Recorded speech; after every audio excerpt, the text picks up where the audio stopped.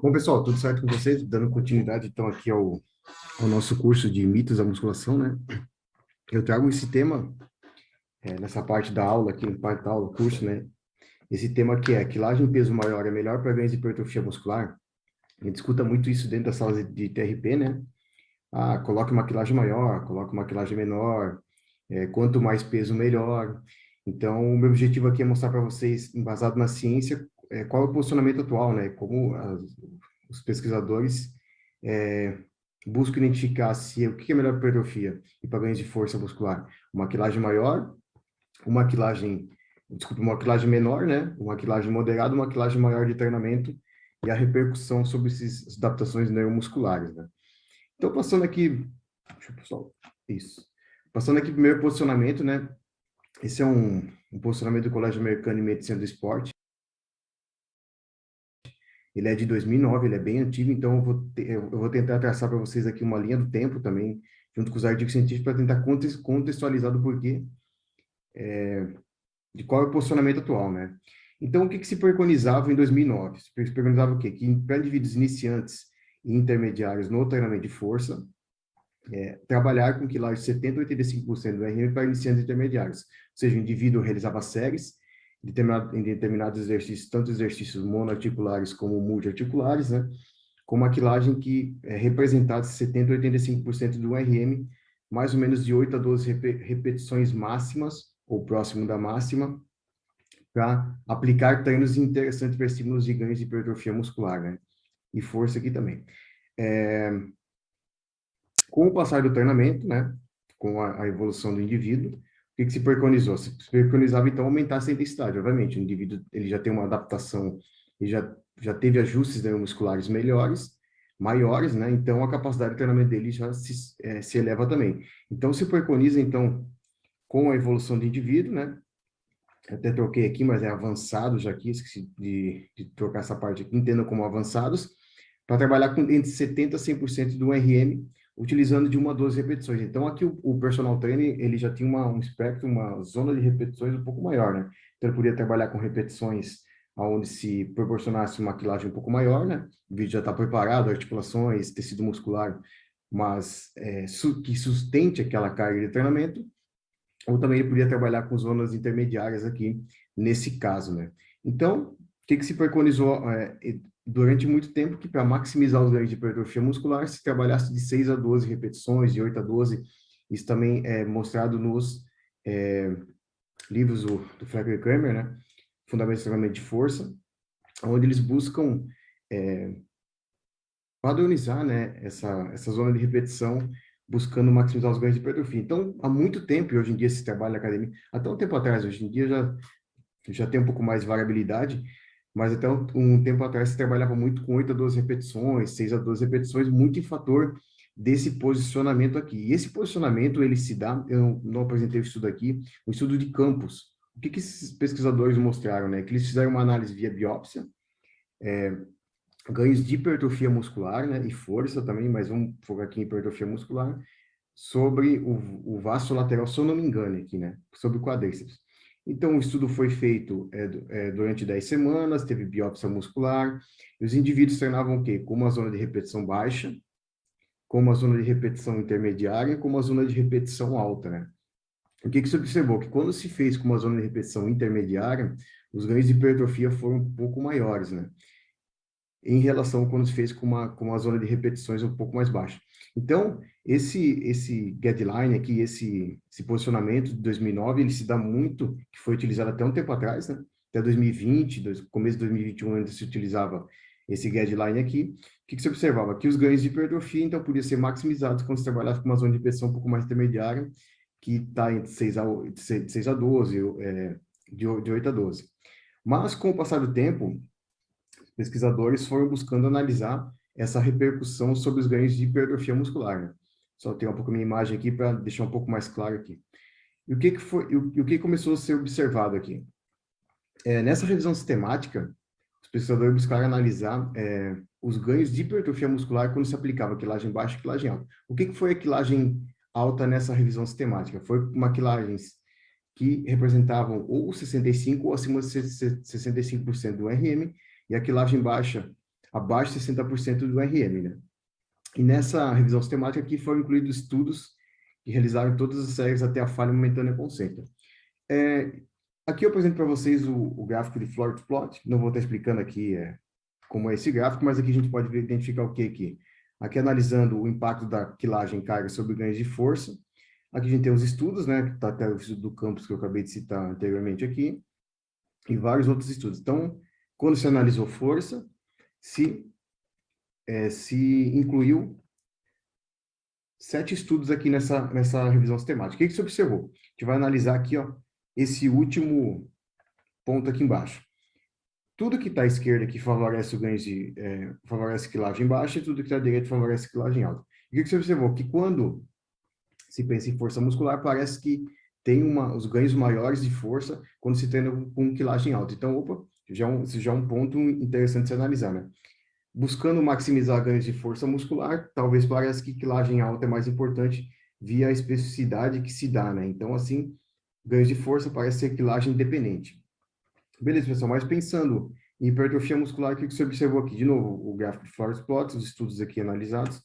Você observou o quê? Que tanto para força, tanto para hipertrofia, pode-se ter ganhos de hipertrofia muscular, tanto com quilagem baixa como quilagem alta também. Então, para a força muscular, parece que a quilagem alta ela é mais importante, apesar de que ambos as formas de quilagem proporcionam ganhos de força muscular também, mas para hipertrofia muscular, parece que os ganhos de tanto quilagem alta como quilagem baixa vai proporcionar ganhos de hipertrofia significativos, né?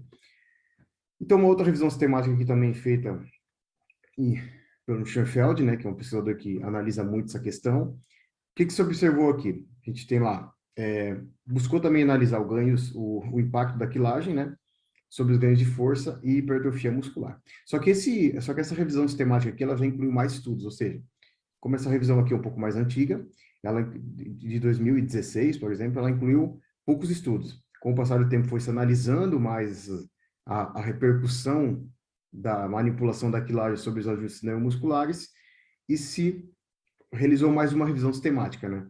E o que se observou aqui, pessoal? Observou que aqui, analisando aqui essa parte que eu frisei aqui, lá para um RM, força dinâmica máxima, né? O que se observou aqui, com quilagem alta, que é a parte de cima aqui, parece ter um ganho de 35,3% em relação à quilagem baixa. Opa, então, mais um dado importante. Pensando lá no meu cliente que busca ganhos de força muscular, maximização dos ganhos de força muscular, quando possível, se aplicar quilagens maiores parece ser interessante para maximizar os ganhos de hipertrofia. Não quer dizer que o indivíduo não vá ter ganhos de força muscular quando se aplica quilagem baixa. Ele até tem, mas para maximizar os ganhos de força, via especificidade, né? O indivíduo treina mais próximo, com quilagem mais próxima da sua capacidade máxima de desenvolver força, parece maximizar esses ganhos de força muscular, né? Já para a força isométrica também teve uma tendência por ganhos maiores quando se treinou com quilagens altas.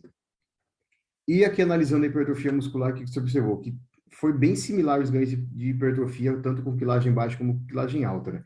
Então, em resumo, para força muscular, força dinâmica máxima, indivíduo trabalhando com atleta, por exemplo, powerlifting, entre outros, ou que precisa desenvolver num microciclo, mesociclo, macrociclo, ganhos de força muscular, talvez pareça ser interessante a utilização de quilagens maiores. Já para hipertrofia muscular, ambas quilagens parecem ter capacidade de produzir ganhos e estímulos importantes, né?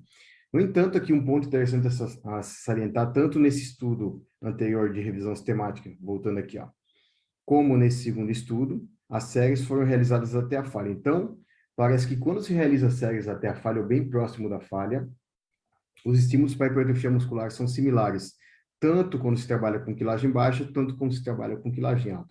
Isso se dá muito, pessoal, em relação à maximização do recrutamento de unidade motora. Então, ao longo da série, mesmo o indivíduo trabalhando com quilagem baixa, onde ele começa com uma intensidade menor, quilagem menor, recrutamento de unidades motoras menores, e principalmente unidades motoras tipo 1, que são envolvidas fibras que têm uma menor capacidade hipertrófica, mais ou menos 50% menor em relação às fibras tipo 2, mas ao longo da série, como a fadiga vai se acumulando, o recrutamento maior de unidades motoras tipo 2 também se dá. O limiar de estação dessas unidades motoras vão reduzindo para facilitar o recrutamento delas e também o envolvimento delas no exercício. Então, um ponto importante aqui, quando se faz séries com quilagens baixas, né, ir até a falha ou próximo da falha parece ser preponderante para estimular os ganhos de hipertrofia muscular, maximizar o ganho de hipertrofia muscular.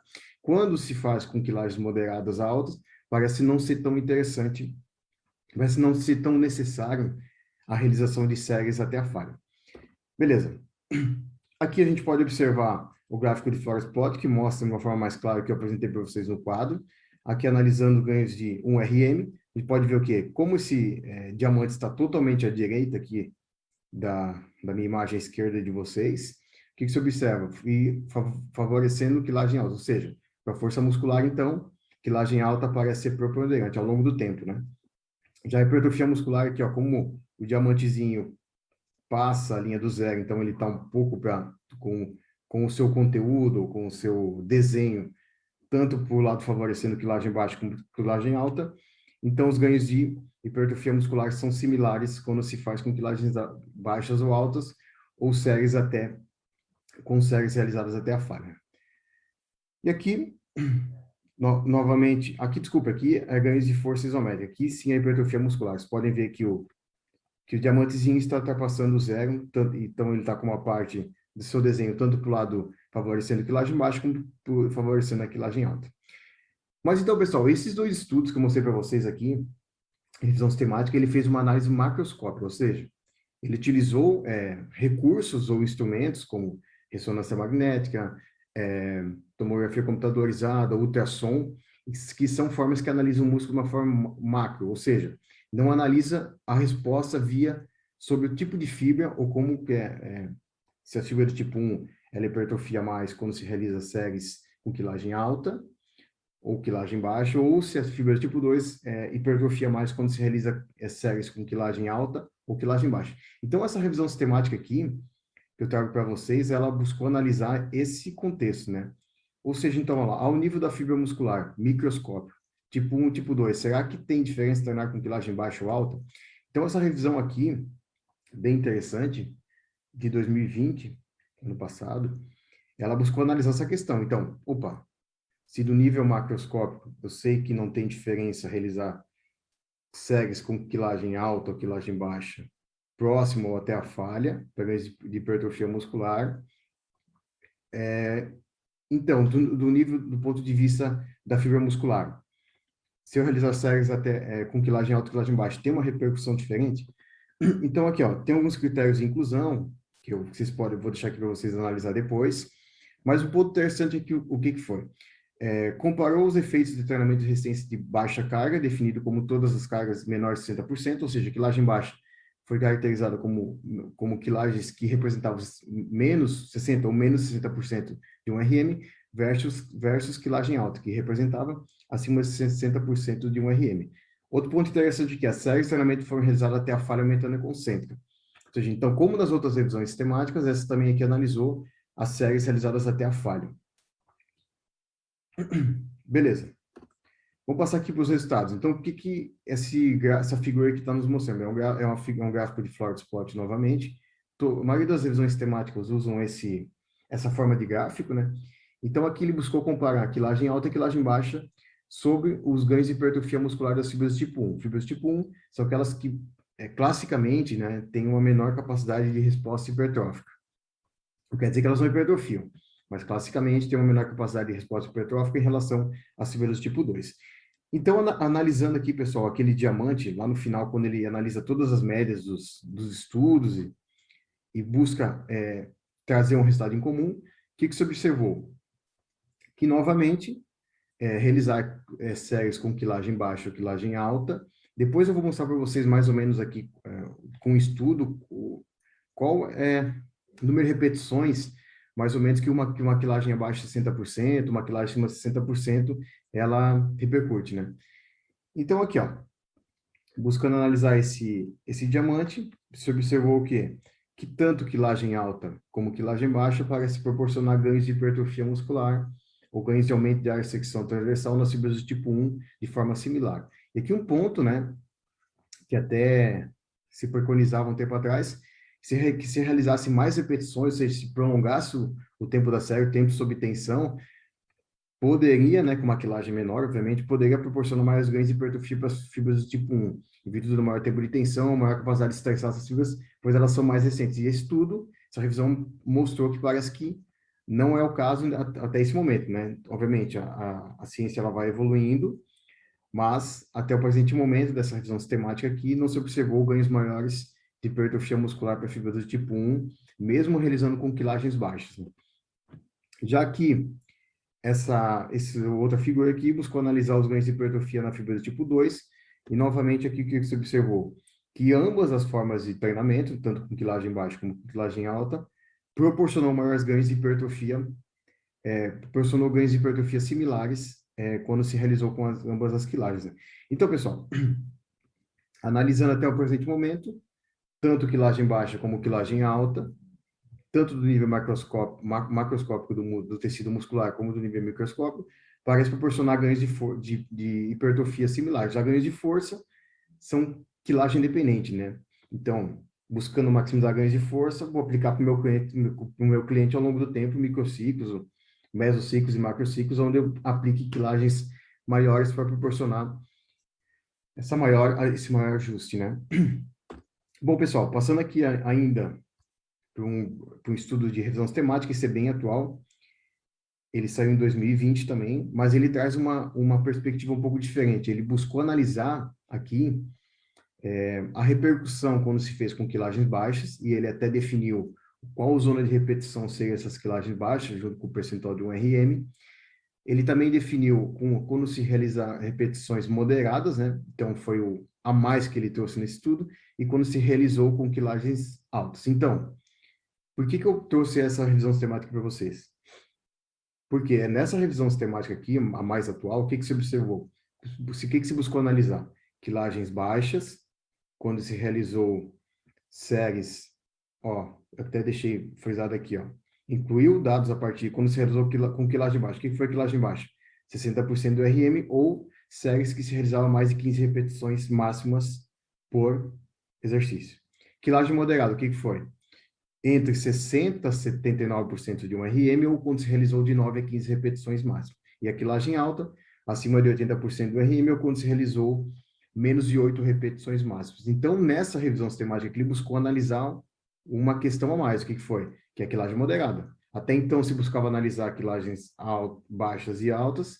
Então, nessa revisão sistemática, ele buscou analisar quilagens baixas, mais ou menos 15, mais de 15 repetições por série, até a falha, quilagens moderadas de 9 a 15 repetições máximas e quilagens altas abaixo de 8 repetições máximas. Dois pontos interessantes que eu busco aqui apresentar para vocês aqui nessa revisão sistemática. As séries foram realizadas até a falha, todas, né? Então, estudos que foram incluídos dentro das séries, quando se analisou essa repercussão da quilagem, foi feito séries até a falha, e também a maioria dos estudos aqui, eles, tá aqui embaixo, ó, eles incluíram indivíduos destreinados. Então, para indivíduos altamente treinados, bodybuilders, fisiculturistas, entre outros indivíduos, esse estudo aqui, ele tem que ser analisado com cautela. Mas já para indivíduos que são destreinados ou recreacionalmente treinados, parece que esse comportamento pode se dar de forma similar. Então, vamos lá para os resultados. Passando aqui para analisar, para a hipertrofia muscular, o que se analisou, né? O que se identificou. Nessa primeira parte aqui do gráfico, pessoal, vocês podem ver aqui que tem favorecendo quilagens baixas, favorecendo quilagem alta. Tem aqui o diamante. E aqui foi feito o confronto tanto de quilagem baixa versus quilagem alta. Então, o que é melhor? Treinar com quilagens baixas versus quilagem alta. O que é quilagem baixa? Carga baixa, acima de 15 repetições. Carga alta, quilagem alta, acima que proporcione fazer menos de 8 repetições. E o que se observou? Que os ganhos de hipertrofia foram similares. Ou seja, quando se realiza séries até a falha, tanto treinando com quilagens baixas, que permite fazer acima de 15 repetições, tanto treinando com quilagem alta, que permite fazer no máximo 8 repetições, os ganhos de hipertrofia foram similares. Tá, e quando se fez o confronto entre quilagem moderada de 9 a 15 repetições versus quilagem baixa, acima de 15 repetições máximo. Novamente, os ganhos de hipertrofia foram similares. E quando se analisou aqui a quilagem moderada, 9 a 15 repetições versus a quilagem alta, abaixo de 8 repetições máximas, novamente os ganhos de hipertrofia foram similares. Então, quando se realiza séries até a falha, ou seja, quando se tem intensidade de esforço alta dentro da série, parece que o número de repetições não interessa muito. Então, a intensidade de esforço dentro da série parece ser o fator principal para se produzir estímulos de hipertrofias significativos ou interessantes, né? Já para a força muscular, o comportamento é o inverso, né? Então, é carga dependente. Então, o que você observou? Quando fez o confronto quilagem baixa, quilagem alta proporcionou maiores ganhos de força. Quando se fez o confronto quilagem baixa, quilagem moderada, a quilagem moderada, obviamente, como se tem menor número de repetições em relação à quilagem baixa, se pode colocar uma quilagem maior, ela proporcionou maiores ganhos de força muscular. E quando se realizou uma análise da quilagem moderada versus quilagem alta, se observou uma tendência bem forte a ganhos maiores de força com a quilagem alta, né? Então, atualmente, com esses estudos que eu apresentei para vocês aqui de revisão sistemática, né, vários analisaram essa questão, se realizou um novo posicionamento, um novo guideline, que saiu em 2021, atualmente, né? Estou gravando esse curso aqui em 2021, então esse é o guideline mais atual, né? E quando se buscou analisar a variável aguda de treinamento, lembrando que intervalo de descanso, velocidade de execução, ação muscular não, a cadência, ordem dos exercícios, seleção dos exercícios, também como a quilagem, são variáveis agudas do treinamento, né? Se eles até a falha não utilizar essa estratégia, não são variáveis agudas. E o que você observou aqui? Botei 2 prints aqui para vocês, né? Do texto do artigo. Então, nesse primeiro print que está à esquerda, à direita de vocês aqui, o que eles estão preconizando aqui? Que quando se realiza séries com esforço alto dentro da mesma, a quilagem, ou seja, a carga, o número de repetições que se está utilizando parece não ser influenciador. Então, para o indivíduo que busca, o indivíduo Carlos, por exemplo, que busca ganhos de hipertrofia muscular significativos, o personal trainer pode definir uma zona de repetições, por exemplo, de 8 a 12, que o Caio mais gosta de trabalhar, mas o que é importante dentro dessa série? Não necessariamente se precisa ir até a falha, mas se precisa ter uma intensidade de esforço, o indivíduo tem que chegar naquela 11ª, 10ª repetição, 12ª repetição, sentindo aquele esforço. Então, isso parece ser um estímulo interessante para o ganho de hipertrofia muscular. Não necessariamente uma repetições a quilagem, mas a intensidade de esforço dentro da série. E aqui à esquerda temos as recomendações, né? Então, o que está descrito aqui? Vou traduzir para vocês aqui. Atletas podem alcançar comparável, ou seja, pode alcançar similares ganhos de hipertrofia muscular através de um amplo espectro de zonas de repetições. Então, como eu citei para vocês, o personal trainer ele pode definir qual zona de repetição ele quer trabalhar com o cliente. Ah, não, meu cliente gosta de trabalhar com uma zona de repetição um pouco mais baixa, não gosta de acidose, ele não gosta de ter séries longas dentro da sessão. Então, e ele gosta de trabalhar com quilagens maiores, então eu posso reduzir essa zona de repetição, eu posso trabalhar, por exemplo, de 6 a 8 repetições, e dentro ter uma intensidade de esforço interessante, dentro dessa zona de repetição, fazer a progressão do volume ao longo do tempo. E não pode esquecer também que a variável que a variável que parece ser chave para ganhos de hipertrofia muscular é o volume de treino. Então, independente da zona de repetição, independente da forma e intensidade que é trabalhada nessa zona de repetição, o personal trainer tem que, ao longo do tempo, buscar progredir o volume dentro dessas zonas de repetições. Uma forma de progressão de volume pode ser aumento do número de séries, aumento de exercícios para aquele grupo muscular, ou também aumento de quilagem dentro dessa zona de repetição. Lembrando que volume é o quê? Séries vezes quilagem vezes o número de repetições que esse indivíduo faz. Vai dar uma tonelagem, que é o volume total de treino.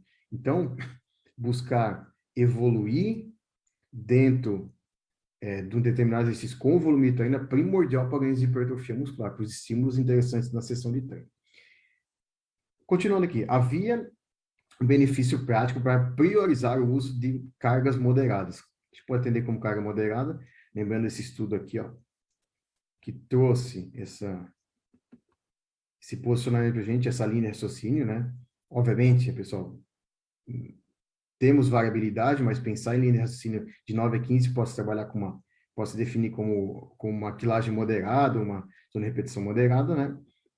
Então, voltando aqui, isso, priorizar o uso de cargas moderadas em treinamento orientado à hipertrofia, dado o mais tempo eficiente, ou seja, em relação à quilagem baixa. Ou seja, como o número de repetições ele é um pouco menor dentro dessa amplitude moderada de repetições, essa quilagem moderada, obviamente, o tempo da sessão em relação à utilização de uma quilagem baixa ele é menor. E também porque ao utilizar essas quilagens moderadas, se uma repetição moderada, a quilagem, obviamente, vai ser menor em relação à quilagem maior, e o estresse sobre a carga sobre articulações e outros tecidos será menor, né?